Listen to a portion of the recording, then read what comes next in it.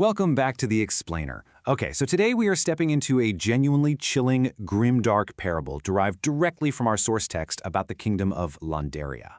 Picture a cold, Tudoresque world just absolutely steeped in civil discord. Our source frames the birth of the Renaissance theater not as some, joyful artistic explosion, but as a literal, horrifying psychological battle. A battle between a rigidly controlling monarch and his own creeping reflection. It's just an absolutely fascinating way to understand history. So I want you to step into the shoes of a desperate monarch with me, and let's set the scene. Listen to the chilling internal monologue of this entity. It's spoken as rhyming verse directly by the king's shadow. In brightest court where order lies, I creep beneath your watchful eyes. I mean, it hooks you right away, doesn't it? We're really exploring this desperate perspective today, feeling exactly what it's like to try and maintain absolute, rigid control while a terrifying, chaotic entity stalks your every move right inside your own palace walls. Act 1. The Cold King's Court. Right, so to understand this court, you really have to get into the mindset of a powerful king who is entirely obsessed with banishing vagrancy and keeping rigid order across Landaria. As this king, you view your kingdom as something to be strictly managed, brightly illuminated, constantly pushing back against a deep history of civil discord. You want a world of absolute, unbending rules. And to maintain this, well, you rely on a very specific figure, the Master of Revels.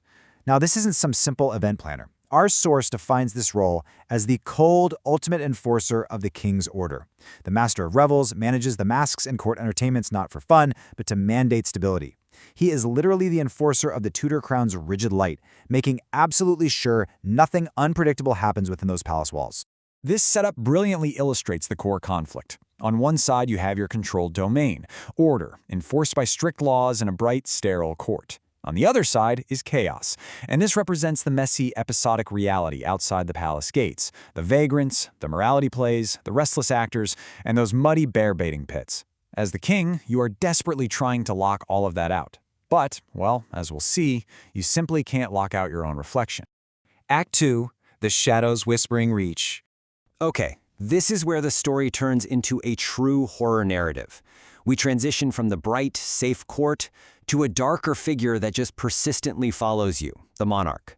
Despite your absolute power and the Master of Revels' strict enforcement, you're stalked by this shadow which represents the unpredictable, chaotic energy of the Renaissance stage itself. Listen to this chilling verse whispered in the dark. You banish the vagrant, you silence the street, but the pulse of the crowd is a drum you can't beat. Our source notes that every single time the king commands the shadow to vanish, the horror only intensifies. The shadow just grows longer, it gets more complex. It's such a fantastic metaphor, because the harder the crown pushed against vagrancy and street performances, the more sophisticated and unavoidable the theatrical underground actually became. And what's truly terrifying here is that this shadow wasn't just mindless vagrancy. Actually, scratch that. It was way more dangerous. The text specifically highlights what the shadow was whispering into the king's ear. The ambitious university wits. These were overreaching, rebellious spirits armed with unpredictable poetry that directly challenged the established order. So the shadow represents dangerous intellect. You aren't just fighting unruly peasants anymore. You are fighting an intellectual rebellion that mimics the totally unpredictable nature of the stage. Act 3. Torchlight and Twisted Verse. We are now right inside the king's deteriorating sanity. He's trapped in his own castle, realizing that his rigid laws are completely useless against a phantom. The source paints a really vivid picture here. I mean, imagine pacing the stone corridors late at night, observing your own shadow through the flickering, dancing torchlight of the palace. The text reads, "The flickering flame casts a deeper dark. As the flame dances, the shadow twists and warps into something totally monstrous. You're paralyzed by this horror, that the very light used to illuminate your ordered court only serves to make the shadow sharper and more defined."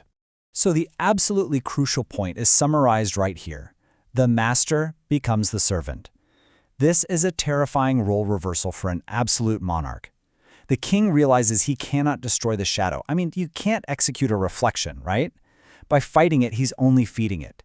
He's no longer the absolute master. He is now forced to serve the shadow's need to exist, completely trapped by the very chaos he sought to eradicate. And this brings us to the king's desperate, terrifying conclusion. A place must be made for the dark to breathe. If he cannot destroy the unruly energy of his kingdom, he has to contain it. He has to build a literal home for this unruly reflection. an isolated space where the chaos is allowed to exist so it doesn't just completely consume his pristine court. Act 4. Building the circular cage. Now this isn't just architecture, it's a desperate imprisonment. First, laying damp stone in the dark. You can almost smell the wet, cold earth as the foundation of this cage is dug out. Second, raising massive wooden walls against the chilling drafts of the city, erecting a literal physical barrier. And finally, enclosing that unruly, restless energy. This great circular structure of the Renaissance theater is built not to celebrate art, but to act as a physical cage for the kingdom's restless spirit. But the horror of our parable is that the shadow always has the last laugh. Read this mocking verse with me. A ring of cold stone for the spirits that soar. You build me a cage, but you open a door. The king really thought he was burying the chaos in a damp, chilling structure.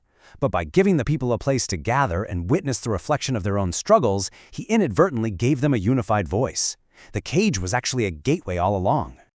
Act 5. A stage for the dark. The ultimate irony in all of this? Chaos contained becomes vibrant art. The dark, unruly energy of the morality plays, the taverns, and the bear-baiting pits was pushed into this circular cage. But instead of suffocating, it thrived. It was transformed into a highly professionalized theater. The king basically gave the chaotic shadow exactly what it needed to survive and organize. Let's look at the actual legacy of this cage. The restless spirits of the kingdom were indeed contained, just exactly as the king wanted. The unruly energy was professionalized and structured. But the ultimate result? The stage was perfectly set for the greatest stories ever told. The university wits and the ambitious poets finally had their platform. The king's total obsession with order accidentally birthed the Renaissance stage. So I'm going to leave you with this final provocative thought to ponder from today's explainer. Does the circular cage truly hold the shadow, or does the shadow now hold the audience? Did the king of Londria successfully trap the chaos of the theater, or did he just build it a throne? Thank you so much for joining me on this deep dive into the grim birth of the stage, and I'll see you for our next explainer.